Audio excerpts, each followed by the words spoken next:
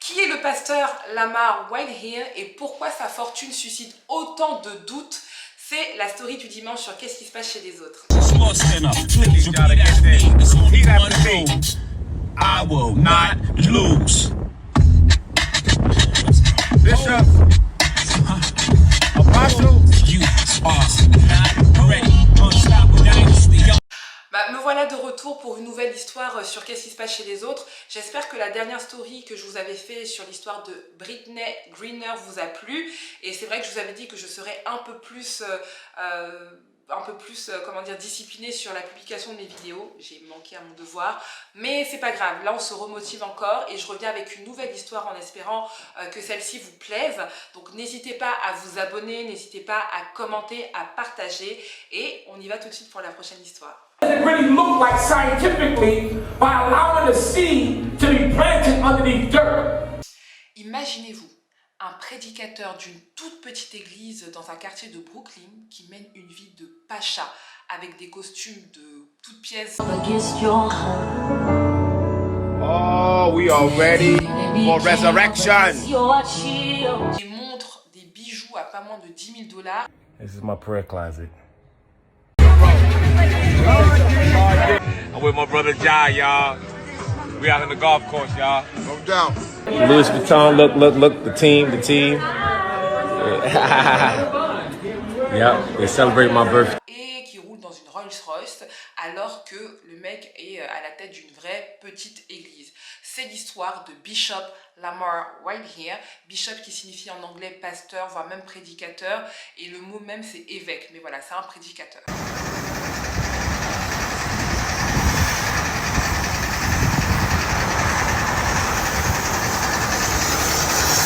Alors, ce qui sème le doute dans l'histoire du pasteur Lamar Whitehill, c'est qu'on ne sait pas où est-ce qu'il a amassé autant d'argent alors qu'il est à la tête d'une toute petite église. C'est vrai qu'on estime sa fortune à peu près aux millions de dollars, pour ne pas dire à plusieurs milliers de dollars. Ce qui est sûr, c'est qu'il est propriétaire de plusieurs maisons. Il a de très belles voitures, il a des bijoux très coûteux et pourtant il est à la tête d'une toute petite église, une petite congrégation dans un quartier de Brooklyn, un quartier même haïtien de Brooklyn. Je ne veux pas dire qu'il est mal famé, mais voilà, c'est le seul bien dont on sait qu'il a et qui, d'après lui rapporte autant d'argent. Son église est en fait dans un quartier haïtien de Brooklyn. Il y fait des serments tous les dimanches. Il est suivi par près de 1,6 million de personnes sur Instagram. Mais pourtant, il a des complexes immobiliers. Il roule dans des voitures très chères. Ses habits sont très chers. Il est même très bling bling. Si vous le voyez, il a toujours des costumes très apprêtés. Il ne se cache pas. Il est vraiment très flashy comme pasteur. What's up, everybody? This is Bishop Lamar Miller Whitehead. The Lord just blessed me. I just bought a whole apartment complex, y'all. I want y'all to come into my world. Alors, de base, Lamar Whitehill est un jeune issu des quartiers de Brooklyn. Son père se fait assassiner très tôt, quand il est encore bébé, par la police. On sait qu'il va grandir dans une famille monoparentale et il va quand même avoir une très bonne vie puisqu'il va faire des études de comptabilité et va travailler comme courtier en immobilier à Manhattan. Donc on a souvent tendance à se dire que quand tu viens d'un quartier difficile, comme ça peut être le cas sur New York, en tout cas à Brooklyn, et qu'en plus de ça ton père est assassiné par la police, on a souvent tendance à penser que tu vas prendre un chemin un peu détourné. Non, pour le cas de Lamar, il va continuer justement ses études de comptabilité, il va travailler comme courtier en immobilier et jusque-là, ça se passe bien, sauf que on ne sait pas pourquoi, mais Monsieur Lamar Whitehill va emprunter un chemin qui va le faire passer par la case prison. En effet, il va être arrêté donc pour fraude, usurpation d'identité, escroquerie oui, de manière générale, fraude, usurpation d'identité et escroquerie. Pour la petite histoire, en fait, sa petite amie de l'époque travaillait dans une banque et elle lui donnait des informations, donc les identités et les informations bancaires sur les clients qui possédaient un compte dans la banque où elle travaillait. Et lui, justement, s'en est servi pour faire des achats, des emprunts et escroquer tout simplement en se faisant passer pour ses clients, chose qu'il n'était pas. Donc forcément, vous vous dites bien qu'à un moment donné, on va l'attraper, il va être arrêté par la police, il sera inculpé de 17 chefs d'accusation et va être accusé d'avoir volé près de, si je ne me trompe pas, 2 millions de dollars.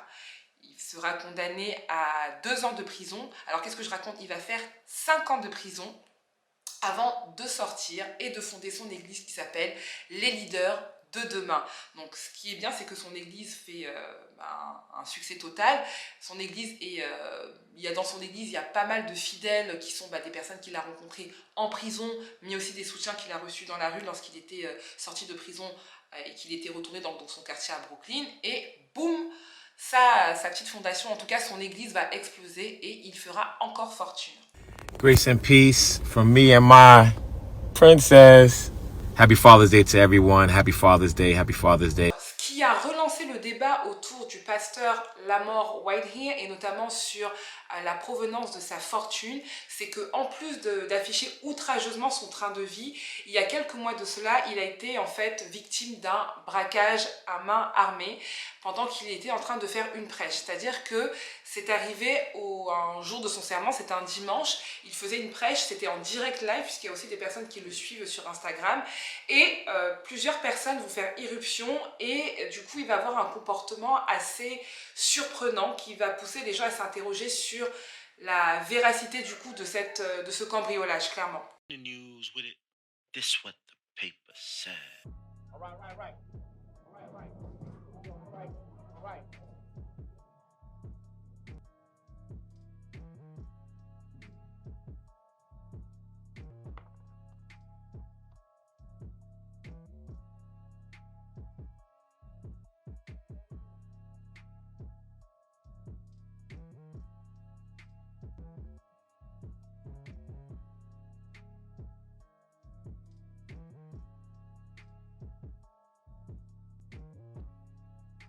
À partir de là, plusieurs personnes vont commencer à l'accuser d'avoir monté de toutes pièces cette agression dans l'unique but en fait de se faire rembourser par l'assurance, puisque du coup il va dire que ses bijoux et ses montres ont été volés et que l'ensemble fait un montant à peu près de 1 million de dollars.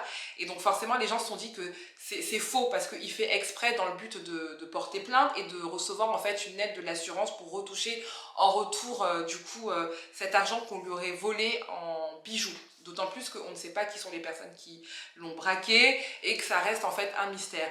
Et malgré tout cela, lorsque les journalistes lui demandent « Mais attendez, vous demandez à ce qu'on vous rembourse, mais est-ce qu'au moins vos bijoux étaient assurés ?» Il répond non, ou alors il détourne la question en essayant de noyer le poisson vraiment dans l'eau. Donc voilà, c'est plein de stories comme ça qu'il a eu qui fait que le doute autour de lui, de son argent et puis même de sa personne augmente.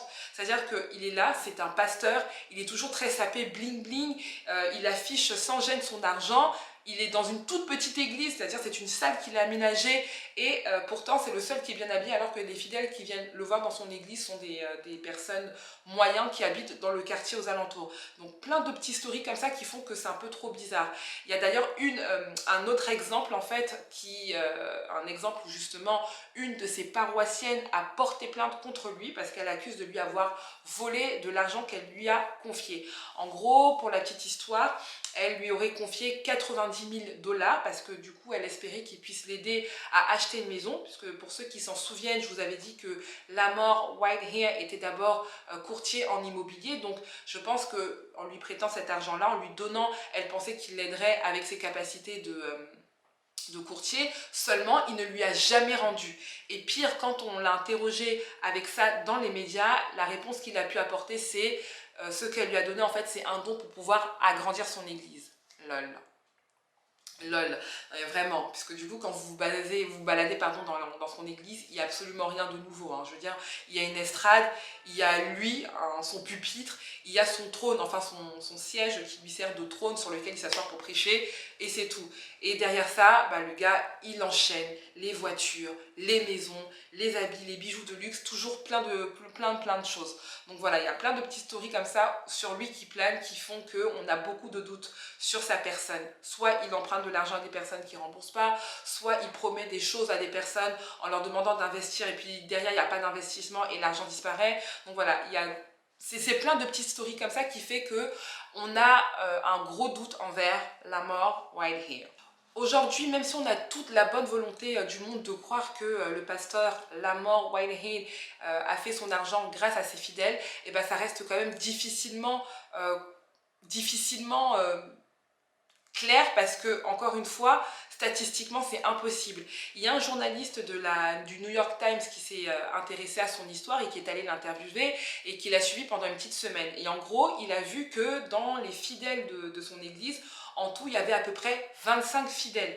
Donc, même si on part du principe que ces fidèles lui donnent des dons, puisque à chaque fin de son sermon, tous les dimanches, il fait tourner en gros des enveloppes. Il demande à ses fidèles de lui remettre en fait des enveloppes qui vont de 500 $ à 1000 $.